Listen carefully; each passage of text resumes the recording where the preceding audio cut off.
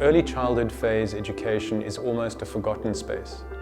It's generally not found within the departments of education, it's found in the departments of social development. Research and science at Harvard would probably differ to say that that is a critical phase. Brain development and brain plasticity prior to the age of 5 or around 5 is absolutely singular in its importance of the human development. Maria Montessori understood that 100 years ago. An early childhood phase education, when properly implemented, allows for an open architecture. They learn to concentrate, they learn to love to learn, and they learn to take charge of their lives with great relish. I believe one of the most important future evolutions is how we tackle the education of the youngest humans on the planet. And if we teach those children at 2 years old that water scarcity is real, and that food safety is real, and we teach children how to grow organics or how to not use chemicals, it becomes a matter of course. A child would never waste water if a child at 2 or 3 truly and implicitly understood why is a drop of water important.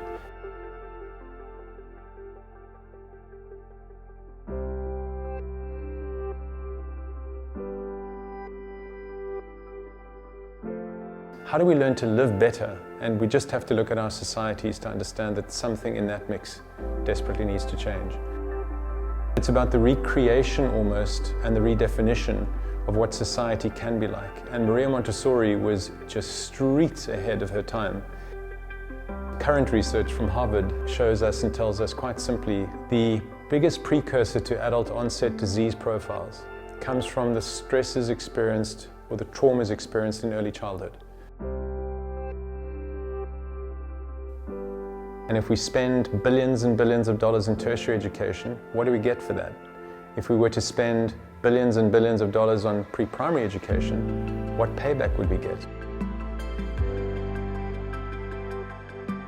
The World Bank will tell you that the single biggest return on investment for a society is investing in the early years, invest in early childhood development. We'd love to embody this evolutionary process where education needs to shift. I believe it needs to start in the earliest years. And whilst our work will encompass the entirety and the whole spectrum of Montessori education from 0 to 18 years, our main focus lies in the adaptation of how important the biggest shift is going to be in the 0 to 6 phase, where the absolute valorization of the child's true self needs to be identified, and we need to actually create an environment where the world's children can be truly seen as the greatest assets that we have. Hold that part of the world most intently. Imagine the outcomes we could have in the world and how much the world could contribute and how much that society of children's school today and progressively over 100 years, what does that society look like if early childhood flourishing allows a new society to emerge, or partly a new society to emerge? That's the thing that I am just the most excited about.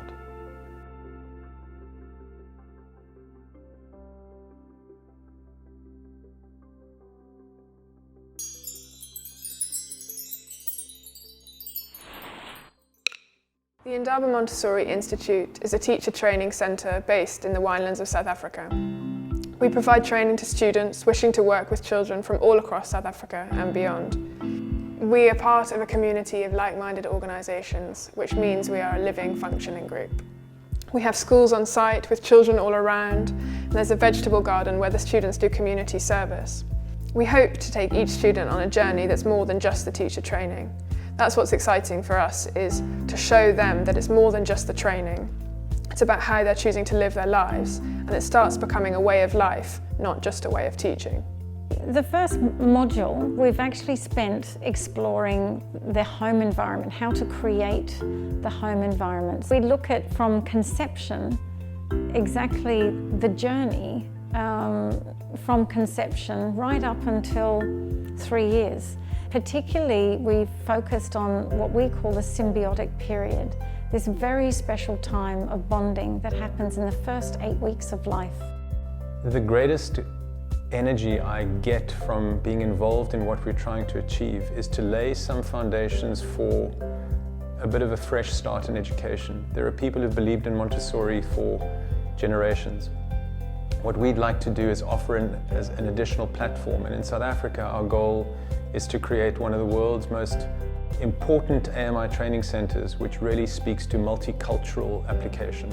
I think our obligation as an institute and a fund is to empower these individuals to take these systems and to take the Montessori method, which is incredibly able to adjust and adapt to the circumstance. That's what Montessori meant by pedagogy of place.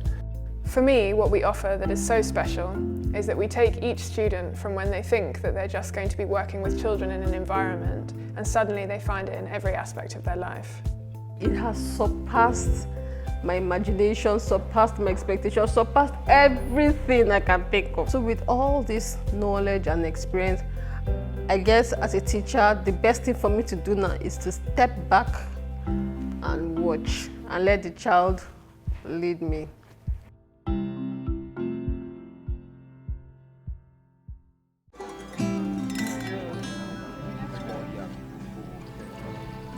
Have you ever wondered what it really takes to create such high-quality wines?